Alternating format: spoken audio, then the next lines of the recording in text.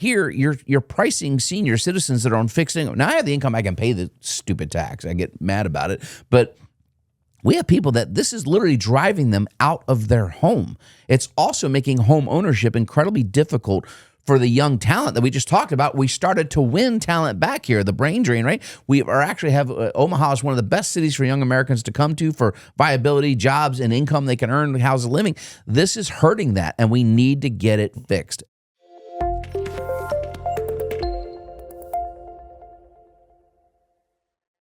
Welcome to Retire Smart with David Brooks. I'm Chip Maxwell. A lot of news to get to, David, but first, I want to talk briefly about the Smart Safety series. This is something that we started. Actually, we've already held our first class, had a big crowd for it, in partnership with the Hold the Line Foundation. What's Hold the Line, David, and where did this Smart Safety series come from? So Hold the Line is a foundation that supports law enforcement through various means, and we were their very first donor. Chris Baker, former stand-up comedian and radio broadcaster for many, many years, you met on the airways as well, started this foundation, 5+ years ago now, and we were his very first donation to help him get it started.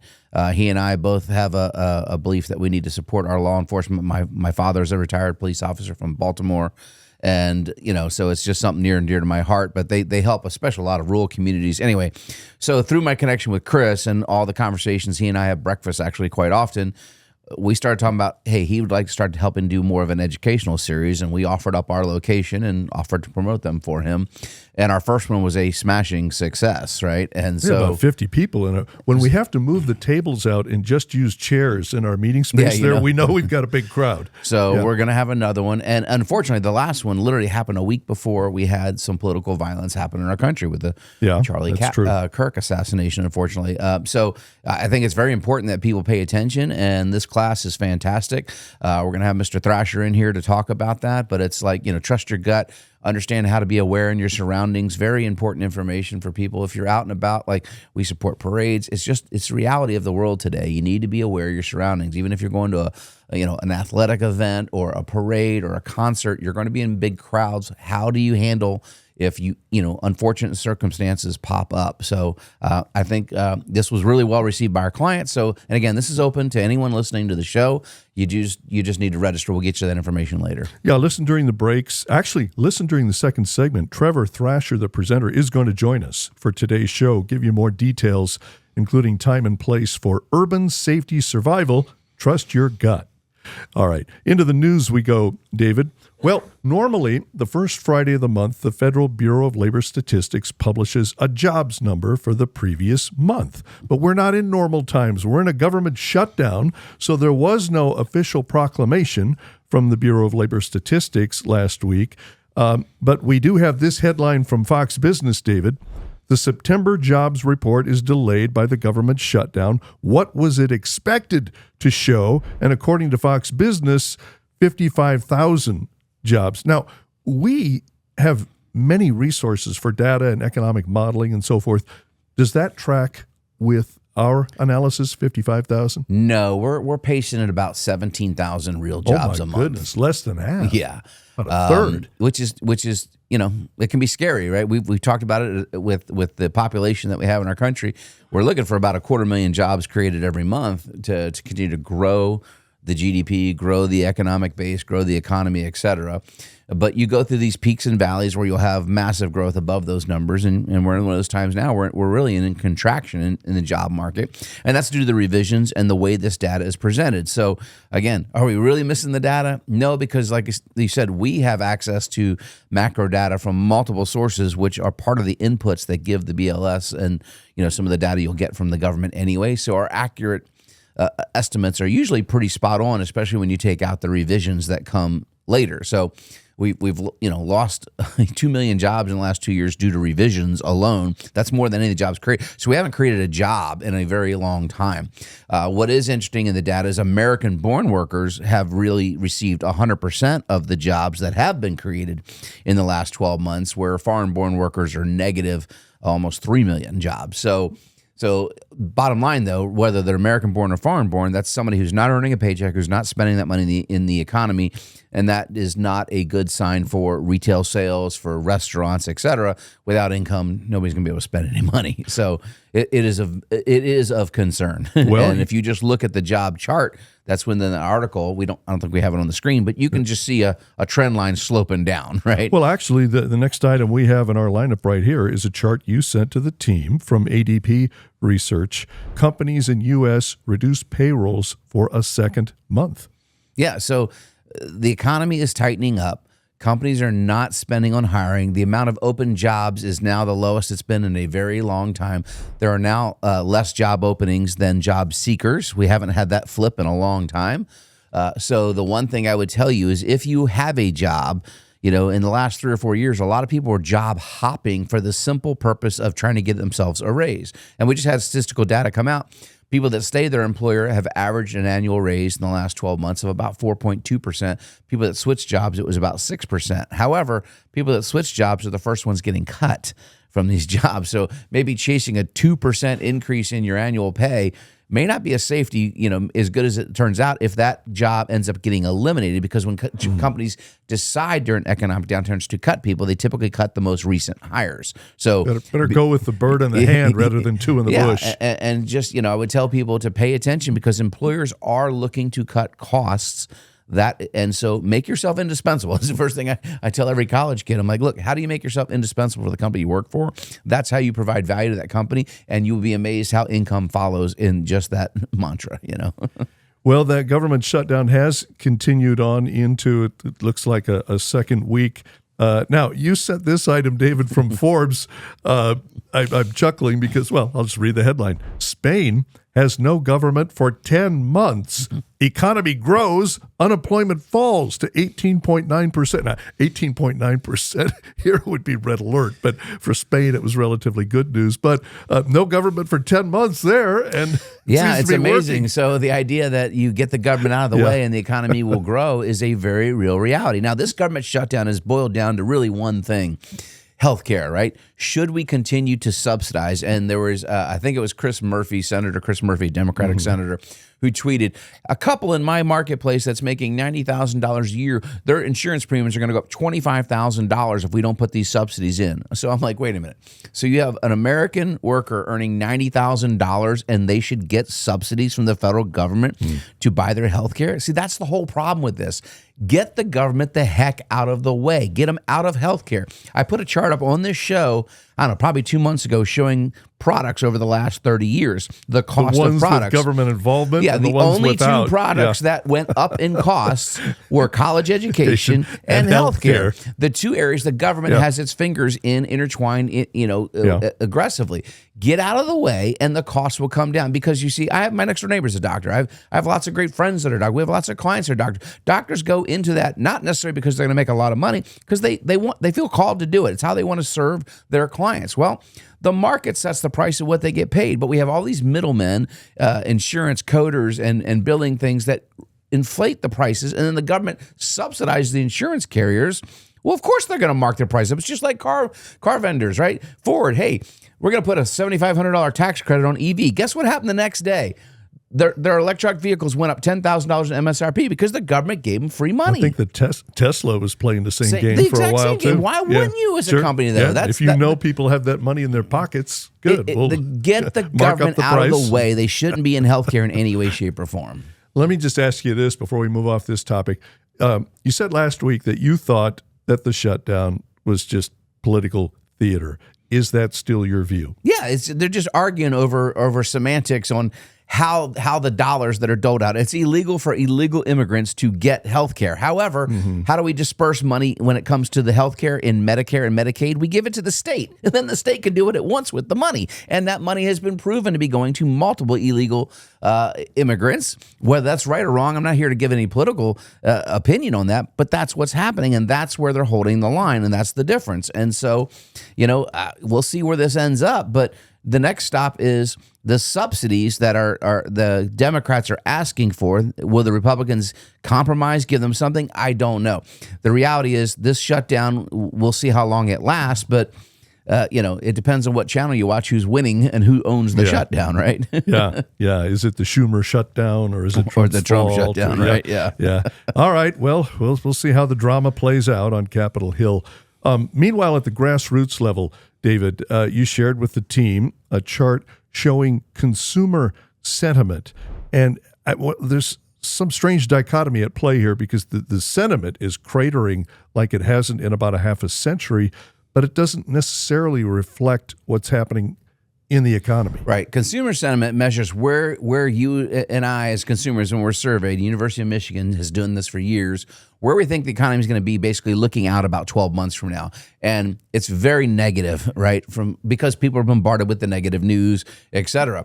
But their actual wallet, what they're doing with their wallets tells a very different story. Retail sales, the same day that came out, were up year over year, 4.8%, Chip, right? So that's a pretty strong growth number. Yeah. So people are still spending money, but they're just telling you they're scared they won't have any money to spend. But the sentiment is down to where it hasn't been except for COVID, since 1952. Yes. Again, and that is the way our media portrays the data, right? Because when you receive a paycheck and you pay your bills, your sentiment is not going to widely change. But when you're bombarded today, which you are, if you're on any social media platform, just go on there. And it's so much political hackness on both left and right of just bombarding you with negative messages. And that is what's showing up in the data. And so now what that means is, will people actually tighten their belt? Christmas is coming, right? Christmas season, the most important retail session of the year, is about to start. So we'll see what that data plays out. But right now, the consumer, what they're doing and what they're saying are completely two different things. Up next, last month, we started a run of classes we call the Smart Safety Series. We have another class coming up in a few weeks, Urban Safety Survival, Trust Your Gut. The presenter is a former police officer, SWAT team member, and Green Beret. He joins us next on Retire Smart with David Brooks. Welcome back to Retire Smart with David Brooks. I'm Chip Maxwell. Retire Smart is a sponsor of the Hold the Line Foundation, which supports law enforcement organizations and communities. In partnership with Hold the Line, Retire Smart has developed a workshop called the Public Safety Series. The next class is right around the corner, and the presenter joins us now. David, please welcome former law enforcement officer and Special Forces operative Trevor Thrasher. Yeah, thank you, Chip. Joining me in the studio right now is Trevor Thrasher, a former Green Beret, Omaha Police Department, security consultant, and just everything about safety extraordinaire. And we're really glad to have him. We are doing this class in partnership with Hold the Line Foundation, founded by Chris Baker, and one of the charities that we support each and every year. So, Trevor, thanks for joining me in the studio. Thanks for having me. All right. So this class is called basically Street Smarts, kind of Trust Your Gut. What will folks learn if they come to this class we're going to be doing coming up in November? Well, I use the Street Smarts acronym for this urban safety class, basically giving people a systematic way to address their safety. It includes mindset, awareness, avoidance, readiness, tactics, and even some of the skills they should have. And I really focus on the 1% efforts that can make people 100% more safe. And also get them to understand that your primary directive as a human being is to survive and keep you and your loved ones safe. We can't ever forget that. Yeah, absolutely. So, I mean, today we're in this world, unfortunately, where we see political violence or just random violence occur. You could be at the grocery store, you could be at a concert or, a Husker game, et cetera. And you're really teaching people just how to be aware of their surroundings, kind of how to identify potential, like my dad always taught us to have, my dad was a retired police officer out of Baltimore. You got to have an out, son. Always know where your out are. Always know where your exits are. So is it kind of just teaching people how to just be self-aware or how to take action? What are they going to learn? Well, awareness is a big part of it. And again, I focus on the high yield things, even when it comes to your home. So for example, just last month, there was a couple in upstate New York. They let a man to their home that said he wanted to charge his cell phone. And being good people, and they were a retired couple, they let him in their home, and then he later murdered them. And this was somebody with a long criminal record that lured them in, getting them to help him, very much like how a scam works, and then ended up killing them. And it's just a terrible tragedy. But these are almost daily events now if you watch the news. And the problem is crime has changed. And no matter how you live your life, you may be attacked by somebody for a variety of reasons. And so you have to take some basic preparatory measures to avoid that as much as you possibly can. So let me add, you can't be paranoid about it. You've got to have confidence and know that you've got a little bit of a backup plan in case trouble arises. Well, no, and we deal with risk here every day, right? People have risk; they have to invest their money, and there can be risk involved there, and so they get nervous when the markets get, a little bit volatile, et cetera. It's the same thing. You don't want to just shudder in, right? You don't want to be paranoid, but by taking this class, you're giving people the confidence to have the awareness so they can take appropriate action if necessary, so they can go live their lives. That's the whole point, right? We want to be able to survive, but we want to be able to thrive, right? So I basically spent 30 years as a man at arms, Green Beret, SWAT cop, street cop, counterterrorism contractor, bodyguard, you name it. But that was my full-time job. So I could dedicate a lot of my life to being prepared for those events. But now I'm a husband and a father and a businessman. And it's not necessarily about my capability, but how do I keep my family safe? Well, that perspective changes, right? It I mean, you got changes kids everything. you want to take care of, et cetera. It changes everything. And I know they're not going to be able to live their life like a commando, and I wouldn't expect them to. I want them to enjoy it. But what are those minimum effort things that will give them the greatest reward when it comes to their safety? Simple things like not letting a stranger into your home until you evaluate who that person is. So they're going to learn a lot about this at the class. They're going to understand kind of how to become self-aware. Do you recommend that is there follow-up after the class? Should people, I think you and I belong to the same gun club here in town. And my wife and I take personal safety very seriously. So, we think you have to be self-aware. You have to protect your home. You have to protect your rights, et cetera. But some people get just scared of even mentioning things like weapons. So how do you recommend somebody who just gets nervous? They would never own their own self-protection, which again, I think they should, but again, everybody has their rights and choices. How do you talk to somebody like that who will never own a gun, never own a weapon, has never taken any kind of, martial arts training or physical training, et cetera? Can they still get benefits from this class and understand how just to use their brain to give themselves the best opportunity in certain situations? Well, absolutely. It's mostly about decision-making. And I mentioned a little bit about using protective items, whether it's firearms or not, to defend themselves. But it's really about the individual person, their individual situation. But there are, again, those things, regardless of your strength, your physical capabilities or limitations, that you can do that are common sense, that all occur up here, And that's the most critical aspect of your survival is your mindset. Of course, then we talk about basic safety habits, and then I give them options on what to do. So every situation is unique. Do you just try to be a good witness? Do you try to flee the area? Do you resist or do you comply? And I'll teach them how they can comply with a criminal, which is sometimes really sound advice, but maintain some level of control. So if compliance is not going to work, they have backup options. Then I'll talk about the realities of resistance because there are pros and cons to every choice. And as a follow-up, I'll give them a link. They'll be able to download an ebook so they can review all the awareness issues. And they can also go online. I have a Substack where I post reviews of basic incidents that occur. And so they can constantly learn, review, and improve their skills. So how did you decide to go into the military when you were a young gentleman, a little younger than you are today, right? Was that just something you always knew was your calling? How did that come about? I will say yes. My father was a fighter pilot in Vietnam. And so I had a frequent dose of war movies and things like that on television, John Wayne, cowboy movies and things like that. And my family will tell you at a very early age, I decided that I was going to play with little plastic green army men all of the time. And so they kind of predicted my path was set very early on. Yeah, unfortunately, they wouldn't take me. I was a medical reject, and I considered actually enlisting. My younger brother served in combat in the Gulf War, and my father was a combat Marine in the Bay of Pigs way back when, before he was even a police officer. So thank you, one, for your service, both in our military and then in our local law enforcement. So talk a little bit about that transition to civilian life when people come out there, because you've used this and taken your skills now to help the community get better. What should people be communicating with their neighbors? Like, one thing is, I have a retired police officer that lives a couple houses down from me. He's such a great resource just for our street, Yes. And so is that something people should be just knowing who they live around? Is that helpful just to know the dynamics of your neighborhood? Because I know some people that have never talked to their neighbor. I mean, that's sad in society today, but that's a reality as well. I'm very lucky where I live in the Midwest. All of our neighbors know one another. And it's important that you have your individual skills and then that you also help your community and support your neighborhood.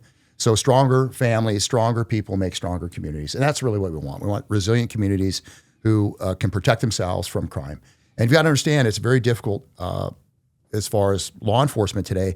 They have checked out in a lot of locations, and you really are left on your own a lot more than you used to be in the past. Well, no, the reality of response times when something does happen, somebody calls, are are quite a bit different than they were just a few years ago, right? Oh, absolutely. Emboldened criminals, and then we have handcuffed police, and you pretty much are left on your own. And unfortunately, that's likely to continue with budget cuts and things like that, the way the world's going today. So again, listen, folks, if you want to come learn from this, the Smart Safety Series, the class is November 12th at 6:30 p.m. right here at the Midwest Learning Center. Go to retiresmartnow.com, click on attend event and register, or reply, or just give the office a call, 402-369-7777. Trevor, thank you for stopping in the studio. Thank you once again. All right, Chip, what do we have next? Up next, you have questions. David Brooks has answers. Q&A is next on Retire Smart with David Brooks. Welcome back to Retire Smart with David Brooks. I'm Chip Maxwell. Into the Q&A we go. David, these are still questions we're cycling through from our September Speakers Series event with Becky Swansburg on tax planning, especially from the perspective of what happens on Capitol Hill. So here's a question about Roth conversions. I'm close to retirement and want to move to Roths, but is there a way to do it without tying up the money for 5 years? Well, first, David, what is that reference to tying up the money for 5 years? And then give us your analysis. Okay, so there's a lot of misconceptions and misunderstandings on Roth. So first of all, what's the 5-year rule? It's called the 5-year rule. You must have a Roth IRA established for 5 years, and you need to be over 59 and a half, so that when you make contributions to that Roth, and you can put $1 in a Roth no matter what age you are, and you start your 5-year clock. Once your 5-year clock is established, you're good. Once you're 59 and a half, if you started that at, say, 18, whatever that money's grown to will come out 100% tax-free to you. No capital gains, no income tax, whatever. Roth conversions, it's a little different, though. What we're talking, the 5-year rule is what it's talking about is contributions. The rule on conversions is a little different.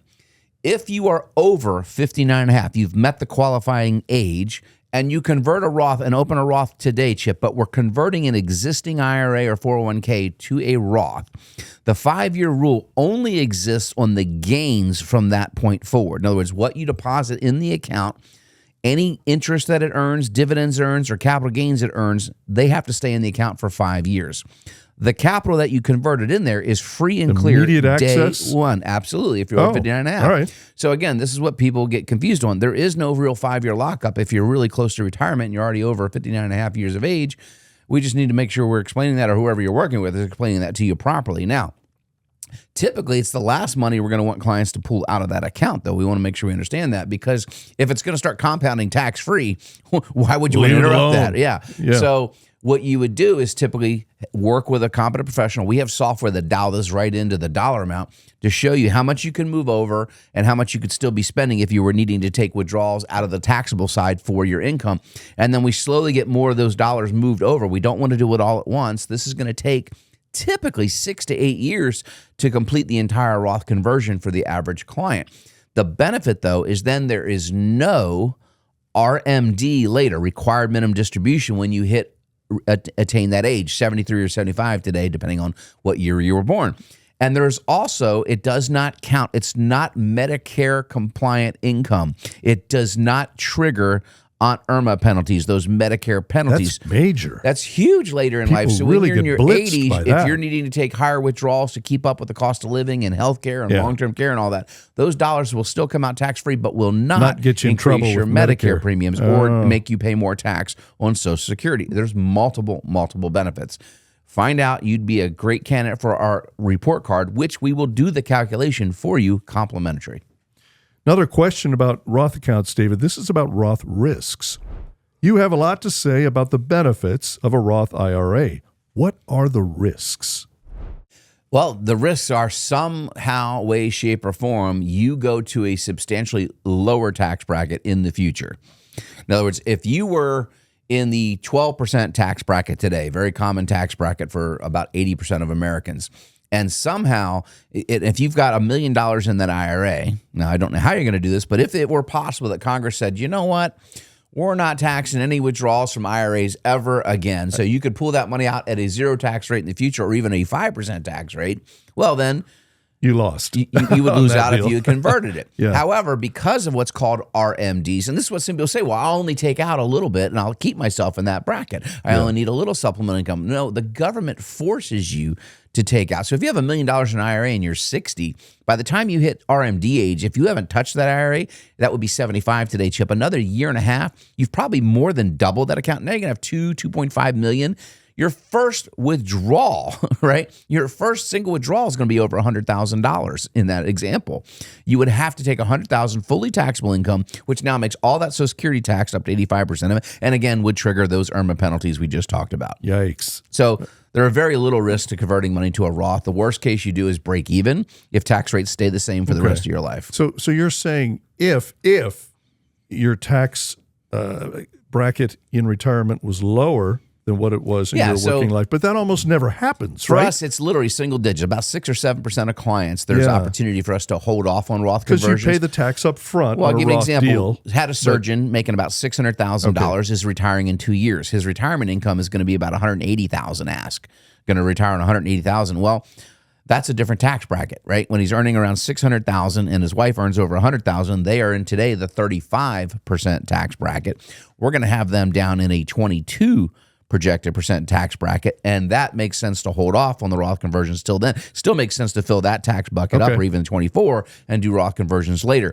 But exactly, if we have a known number, if we know you're going to have pension income, et cetera, Roth conversions almost always make sense because your pension's always going to be taxable. But if you have no pension income, you only have Social Security income, and you have other things, no debt, and you can live on very little income, then potentially we may hold off. But for most people, it makes a lot of sense. Well, don't you usually say that the 12% bracket is the most common one? So if you're a 12%er, the odds are you're going to be at a higher bracket in retirement. We study data here, and we make decisions based on it. We've had income taxes now for 112 years, right?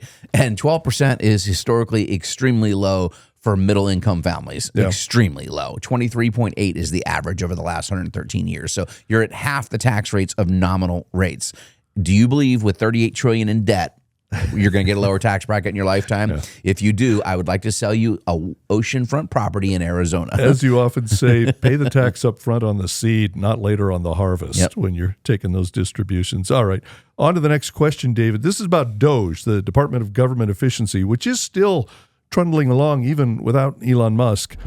Will we see any lasting positive results from DOGE cuts? I believe we will, due just to the efficiency that they're bringing to the way at least folks in Congress are looking again. So we recently had a big shift at the IRS. We have a new commissioner of the IRS kind of running it, and they are bringing in new technology, new software, fintech, that is going to systematize and speed things up. The federal benefits, we've talked about that, where they get on the tricycle and drive into Iron Mountain, on the bicycle to go find a paper file, and they would take over 2 months and 16 days on average to retire a federal employee. That is going to be done now in less than 2 hours, so they can process paperwork faster. So we're already seeing some benefits. Now, it's going to take some serious attrition before all these government workers, right? We just had some, and that's the other thing we're not seeing in the payroll numbers, by the way. Surprise, surprise, Chip. What would have been in the September job numbers that we didn't get reported last Friday? All the government workers that took the buyouts this year, right? So there's going to be some unique data shifts coming here when we do get this data out. But anyway, so yes, we've already seen some efficiencies. It's going to take time. The great news is I think it's finally getting embedded into legislative bodies to, hey, we got to do this. This is the only way forward. And again, people on the left argue, hey, we should be giving more benefits to people. People on the right, we got to be careful who we're giving them to. The reality is we should be helping those that need help, but we need to do it in an efficient manner that's fiscally responsible. It's that simple. But again, the political environment is such that we can't give you a thumbs up on anything if you're on the other side of the aisle, because that's bad for the election cycle, right? Well, speaking of the current political environment, now some analysts out there are speculating that the government shutdown might provide an opportunity for an assertive president, an assertive head of the executive branch, to get rid of positions permanently, and not the usual paid vacations. That is the chip he's put on the table at the moment. Trump, we're talking about President Trump. We'll see if he pulls through with that, right? Because there will be some the blowback from that move. He'll get some kudos from one side, but substantial blowback from the other. But we'll see how it works. Doge but in the end, plus. yes, I think DOGE is here to stay. It's just a matter of how effective. It's certainly not the numbers we had hoped in the beginning. Up next, Omaha and Nebraska were on a winning streak, making various lists for great standard of living, great environment for retirement, great job market for young talent, and so on. That streak came to an end. You'll never guess what stopped the streak. Actually, if you're a longtime Nebraska taxpayer, you may very easily guess what did it. Find out next on Retire Smart with David Brooks.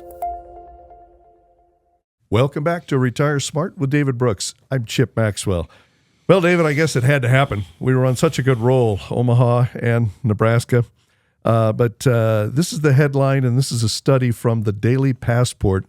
10 states with the highest property taxes coming in at number 4, up from number 6. I don't know if you can go up on a list like this. You certainly don't want to. Moving from number 6 to number 4 is Nebraska. Not the company we want to keep. Certainly not. They have a metric. It's tax as percentage of your home value. So, and actually, you and I live in Sarpy County, which was the county in Nebraska with the highest the highest percentage effective rate. So what that means is my home is valued at $300,000, and so my property tax is just over $5,000. It's $5,300. So that's where you get the 1.79% for Sarpy County in this study. Overall for Nebraska, it's 1.43%. Illinois, New Jersey, Connecticut, New York. This is not a company we want to keep when it comes to taxes. No, and it's ridiculous because, what additional services do they give you each year because your house went up in significant value, right? And they need to cap this at the rate of growth here.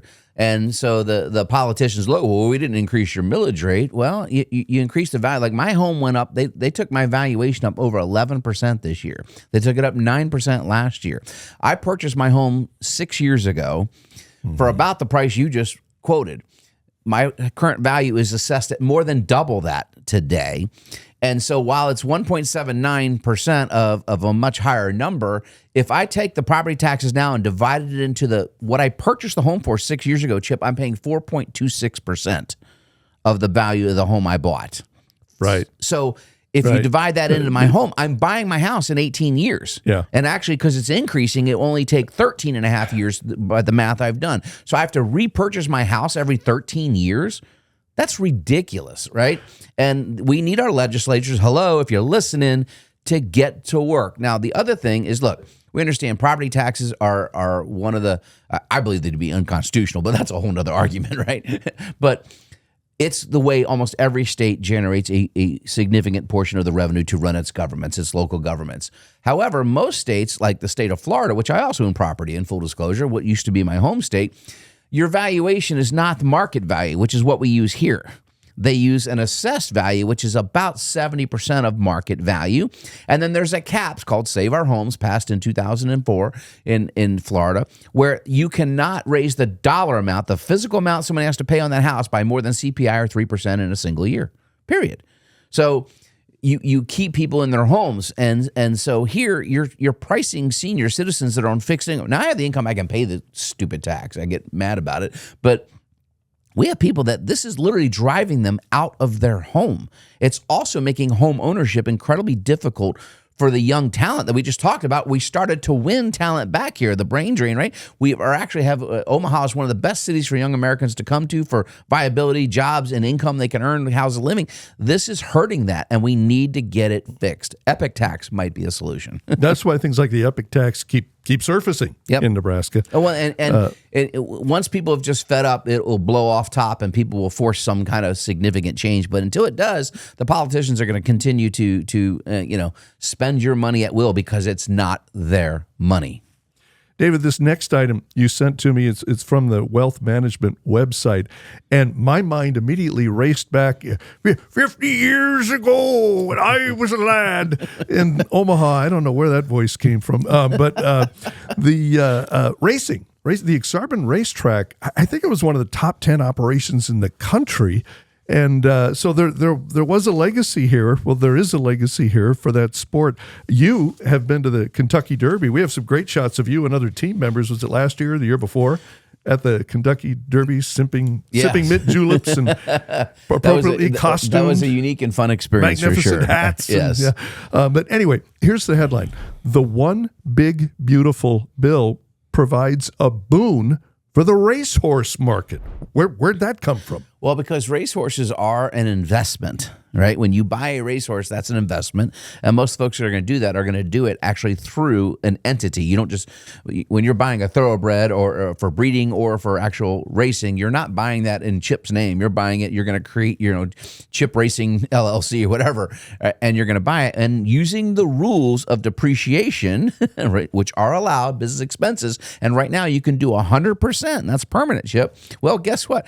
The training on a yearling or up to a 2-year-old, all that qualifies as a depreciable expense for the asset, the horse that you bought. So we've seen a boom in the sale of these thoroughbred horses, and they get to depreciate them. Now, the reality is only about 10% actually turn out to make money. The average winnings of a racehorse is just over $112,000 lifetime. But the big ones obviously win millions and millions and millions of dollars, but just like else, many don't make anything. And so these are write-offs, and of course, then the real money is laid with that asset later if they're part of the right bloodline. The stud fees, et cetera, that they can generate are incredible. But anyway, I just thought that this was unique and sent it because it's, again, somebody's taking advantage of an incentive in the tax code that benefits them. And so where the article talks about the uptick is what we call ultra high net worth. These are families that have like $50, $100 million or more. We deal with a handful of those here, but it's a different class than most people are going to be dealing with. They're always looking for alternative places to invest capital in something non-correlated to their other investments, the stock market, real estate, et cetera. And so this is a very viable place for them to actually make a decent investment and use the tax code to their advantage. Well, speaking of the high net worth crowd, David, this next item to which you alerted us, BITA, BITA, the Billionaire Income Tax Act. This is being floated by Senator Ron Wyden, hardcore Democrat from Oregon, I believe. And, well, it's basically go after the billionaires. Yeah, want to take a bite out of your anyway. Let's, yeah. Mm-hmm. Literally wants to take a bite out of billionaires, and this would crush jobs. Now, this has zero chance, in my humble opinion. Evan Marshall, our CPA, gave the exact same kind of opinion as well. This is not going to see the light of day. However, it's important because politically, this is what they get behind. They put these bills in committee so they can go campaign on them. Look what we'll do. We're going to tax the rich, tax the billionaires. And again, people keep screaming, we should tax the billionaires. Folks, there's less than 1,000 billionaires in the United States. If you confiscate all their wealth, Warren Buffett, take every penny, Elon Musk, take it all, you will run the government for less than 6 months. But do you know how many jobs will have been destroyed if you took it? They do not sit on this cash. Elon Musk doesn't sit on $300 or $400 billion just sitting in a safe going, no, he puts it in play. Well, it's invested. So if he had to sell that stock, the company loses that capital. Therefore, jobs get cut. Jeff Bezos, I talk about all the time, he's created more jobs on the planet than anybody in human history. And it's going to be a while before somebody catches him, right? So you have to understand the ripple effects of how the economics work. These folks own assets. And again, that's part of our Start Smart class. I want to teach people how you actually get wealthy. It's purchasing assets. Start young, start today, start now. And that's how you create wealth. But this we'll talk more about this as the political season heats up next year for the primary, because I'm sure this will be pushed out there a lot. It's worth the cautionary observation. You know, as you said, no, it's not going to pass right now. But look at how many things, financial issues, social issues, 5 or 10 years ago would have been considered beyond the pale that eventually became policy. You know, so we do need to be alert to these things. And again, every tax that gets layered in, they're going to tax people up here, and it works its way down because most of us are trying to strive to earn more money and grow our income as our careers get older. And you end up in those areas, and like the AMT tax, the alternative minimum tax, created decades ago, literally to tax, Chip, 236 specific families. That tax was created for that, and it taxed over 4 million people in 2017.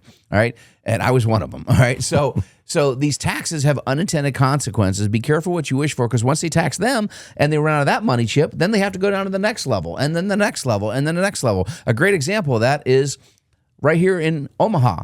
We passed a restaurant tax to temporarily fund Shore the up the pensions pension for our fund. police and fire, right?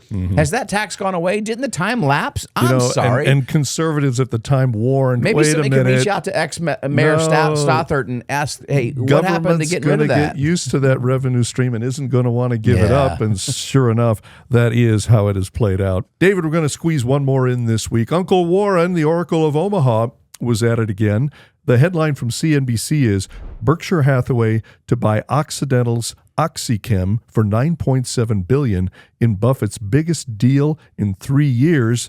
And your comment was, yeah, it's a big swing by Buffett and maybe his last major acquisition. Yeah, I mean, now this is not the whale they've supposedly been looking for. I mean, they're sitting on $300 billion plus in cash. So this is a very small fraction of that, but they're trying to find ways to invest the dollar. So now just understand, so there's Occidental Petroleum, which they have a major stake in. They've been building that position for the last several years. And as of the last filing, they own a little over 28% of that company. And then once you own over a certain percent, you have to disclose it, et cetera. 5%, you have to disclose that to the public. But this is a company within that, a subsidiary, and they're buying the entire subsidiary that will be under the Berkshire fold now for the $9.7 billion. And this makes the chemicals that go into multiple products across multiple manufacturing, et cetera. So anyway, yeah, this seems like a value buy if they think they can turn this around, spin it out, and increase the multiple in this company, increasing the value for Berkshire shareholders. But yeah, just knowing that Buffett is stepping down here, at the end of the year, will still remain there in an advisory role, of course. But this may be his last big purchase as we get to the end of the year. Of course, we could get surprised with another big announcement. So we'll see. If that happens, we'll tell you about it. All right. That'll do it for this week, folks. Please visit our website, retiresmartnow.com, and click Attend an Event at the top of the page to see everything we currently offer. No charge, no obligation for our events, but you do need to register. You can do it online or by calling 402-369-7777. David, bring us home. Hey, be blessed and have a prosperous week and enjoy the fall weather. Thank you for listening to Retire Smart with David Brooks. I'm Chip Maxwell. For David Brooks and the entire team at Retire Smart, have a great week.